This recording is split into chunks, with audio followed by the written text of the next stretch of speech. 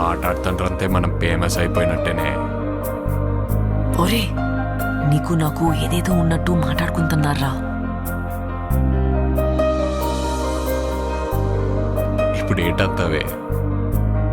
అందరెలాగా మాట్లాడుకుంటారు కదా, అది నిజం చేసిస్తే ఎలాగుంటదా అని.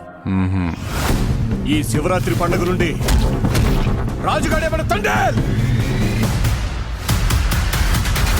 మనం పెళ్లి చేసుకుందామా? ఇక్కడున్న 3 నెలలు నా 9 నెలలతో సమానం. అంటే రోజుకి 3 రోజులు లెక్కరా. వద్దు రాజు, నువ్వు ఇంటికి వెళ్ళొద్దు. అలా గుండుకే నేను వదిలేనే.